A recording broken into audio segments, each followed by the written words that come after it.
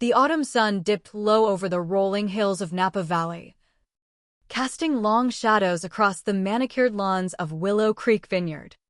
The air hummed with the clink of crystal glasses and the low murmur of power brokers sealing deals over vintage Cabernet. I stood on the periphery, a ghost in my own family's orbit, watching my sister Isabella glide through the crowd like she owned the world, which, in a way, she did. Her emerald gown caught the light, her laughter a perfectly tuned instrument drawing investors closer. "Emily.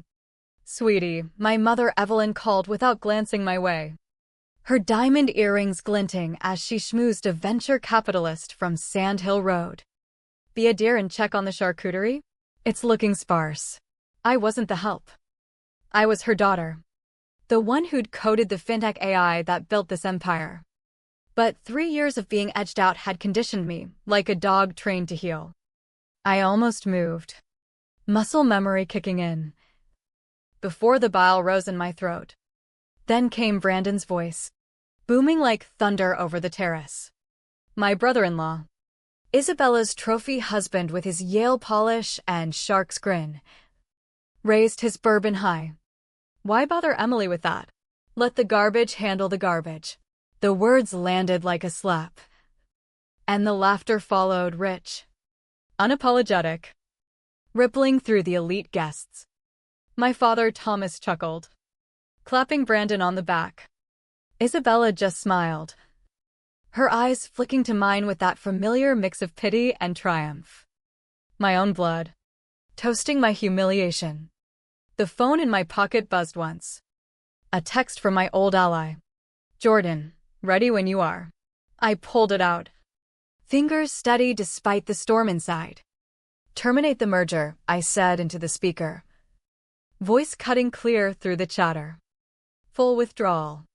Code EC originator 001. The terrace fell silent, a vacuum sucking the air from the party. Phones lit up like fireworks, board members, partners.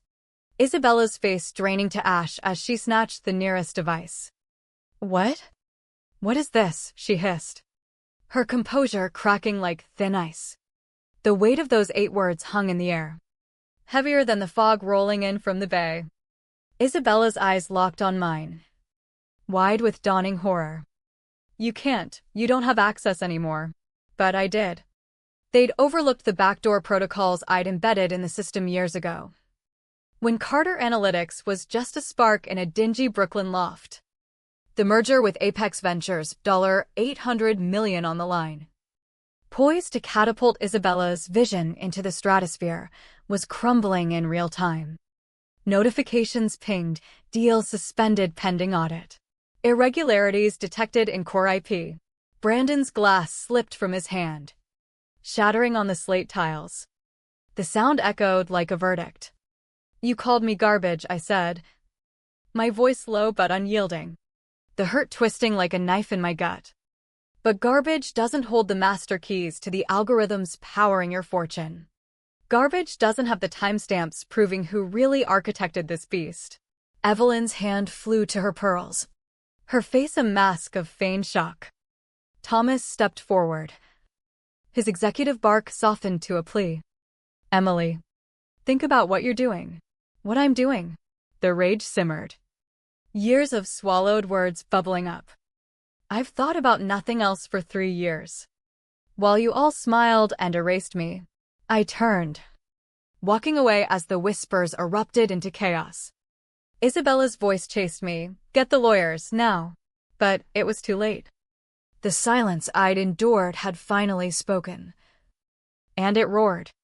It started in that cramped loft in Brooklyn, 5 years back, when the city lights flickered like faulty code through the window. Isabella and I, sisters bound by blood and ambition, hunched over laptops in the dead of night. "We're going to revolutionize finance," she'd whispered, her eyes alight with that fire I envied, the charisma I lacked. I was 24, straight out of Columbia with a master's in computer science, my fingers flying across keys to build our AI-driven fraud detection platform. Line by line, I wove the neural nets that could sniff out anomalies in billion-dollar transactions faster than any human. Isabella handled the pitches, her charm turning skeptics into believers. Our first seed round came in a dingy coffee shop in Midtown, where she'd trimmed my technical slides to bare bones. "Trust me, she'd said, squeezing my hand. "They want the story, not the specs." And there, in the fine print of her deck, my role shrank from co-founder to technical consultant E. Carter. It was just optics, she assured me. Family meant sharing the glory, right? But the erosion began subtly, like rust creeping under paint. Press releases quoted only her. Family dinners at our parents' Upper East Side brownstone became stages for Thomas to praise Isabella's genius while asking me to fix his email like I was tech support. Evelyn would beam, introducing us as the CEO and Emily, who helps with the data. I bit my tongue, telling myself the code was mine, the patents filed jointly. The breakthroughs born from my sleepless nights. That was enough. Until it wasn't. The Tech Insider profile hit like a gut punch. Isabella Carter, the solo force redefining fintech. No mention of me. Just her solo journey from idea to innovation. I confronted her in our new office overlooking the Hudson, the space I'd helped design. "You told them it was all you?" She laughed it off. That patient sigh like I was a child. It's branding. Investors love a hero's tale. You're the brains, but I'm the face. For us. Her words stung, planting seeds of doubt. Was I too introverted? Too buried in algorithms to lead? I pushed harder, coding enhancements that tripled our accuracy, while she courted VCs. But the narrative solidified, Isabella the visionary, me the shadow. Then came the TV spot on CNBC, where she sat at my workstation, pretending to type code as cameras rolled. "Inspiration hits at 2 a.m., she told the host, gesturing at my whiteboards. She'd never debugged a single line. That night, alone in the loft we'd outgrown, I stared at our old vision board, sticky notes of dreams now faded. The betrayal gnawed, silent and deep, like a virus in the system. Family didn't steal credit, they shared it. But Isabella was rewriting our history, line by deleted line. The lockout came on a rainy Tuesday, 3 years ago. My badge beeped red at the security desk in our gleaming Manhattan tower. The guard, old Mr. Ruiz, who'd shared stories of his grandkids, averted his eyes. "Sorry, MS. Carter." Orders from above. Isabella emerged from the elevator, flanked by board members I'd never met. "Check your email," she said coolly, like dismissing an intern. The message was clinical, position eliminated in restructuring. "Thank you for prior contributions." Prior. As if my blood and sweat were footnotes. I drove to Central Park, rain blurring the windshield, numbness giving way to a hollow ache. Thomas called. "What did you do to provoke this?" Not "are you okay?" but blame. "She's saying you're unstable." Undermining her. Unstable. The word echoed, twisting the knife. Evelyn's texts followed. "Be grateful for what she gave you." Grateful for being erased? The box arrived the next day, my diploma. A faded photo of us grinning at our first demo. A USB of backups I'd stashed. But they'd missed my cloud archives, my SSH keys, the digital trails proving my authorship. I walked the park paths for days, the silence deafening. The blogs lauded Isabella's bold leadership. Googling myself revealed my LinkedIn altered, early contributor instead of CTO.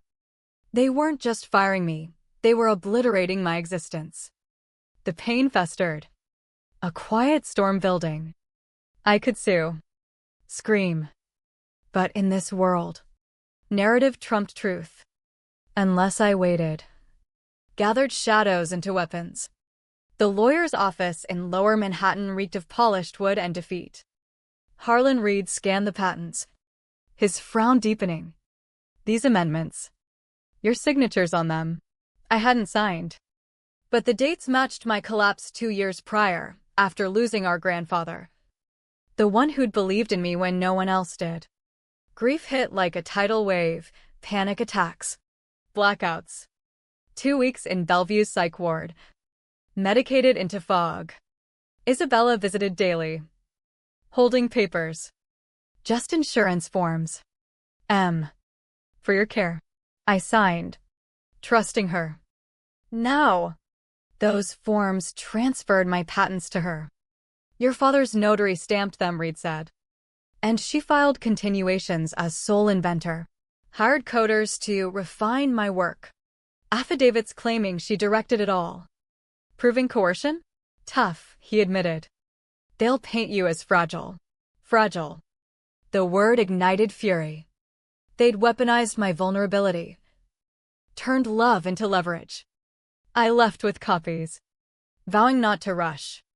Revenge needed precision. Like flawless code. That night, surrounded by documents, the isolation crushed me. Broken trust cut deepest, not just the theft, but the pretense of care. The diner in Queens was anonymous. Fluorescent lights buzzing like bad wiring. Jordan Hayes, our early partner who'd cashed out before the rot set in, slid into the booth. I saw it coming, he said. Eyes sharp. Her secret meetings. Tech slides she couldn't explain. He'd warned me, I'd ignored. Blinded by blood. Now, he revealed, Apex eyeing an $800 million merger. But nervous about IP holes. I'm consulting. They want a deep audit. His plan, bring me in as expert. But I need proof, emails. Commits. Anything showing fraud. I had it all, archives of her hiring firms to fake demos. Settlements to hush failing clients. This exposes everything, he warned. Your family will fight dirty. The thought twisted Thomas's stern lectures on loyalty. Evelyn's silent complicity. But they'd declared war first. In hushed hospital rooms. I'm ready, I said. The decision settling like code compiling clean. The cost? My illusions of family shattered. But silence had its price too. The anonymous package arrived at dawn. Postmarked from Jersey, a USB and note from Nurse Carla Ruiz.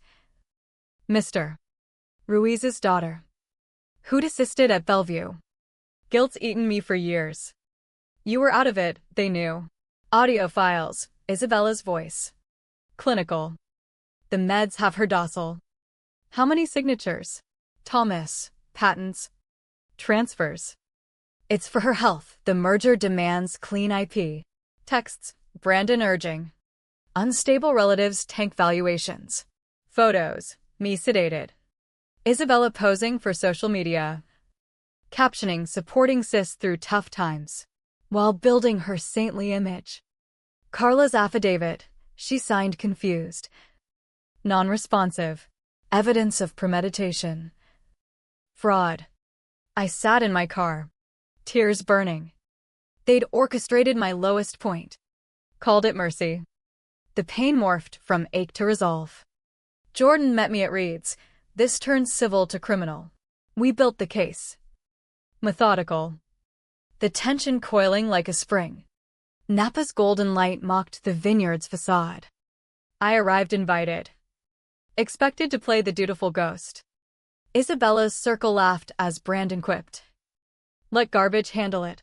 The old hurt flared. But now fueled purpose. Phone out. Terminate the merger. Chaos erupted, deals collapsing. Audits exposing lies. I played the recording, their voices admitting theft. Isabella crumbled. Emily. Please. Brandon blanched. Evelyn whispered. Family. Not anymore, I said. Walking out. The fallout? SEC probes. Lawsuits. Weeks later. In the boardroom. They begged, $10 million. Divestment. I demanded confession videoed. Public. Isabella read it. Voice breaking. I stole her work. Forged signatures. Views exploded. Her myth shattered. More witnesses emerged. FBI widened nets. I reclaimed the company, but the victory tasted bitter. In our old Brooklyn loft. Now mine. I erased the vision board. Starting anew. Jordan, justice. At a cost, I replied. Family's ghost lingered. A scar. But I'd broken the silence. Paid the price in lost bonds. And in the quiet, I built stronger alone. Unbreakable. The city lights flickered on. Promising fresh code. Fresh dreams. Revenge didn't heal, it freed. And freedom, however lonely, was mine.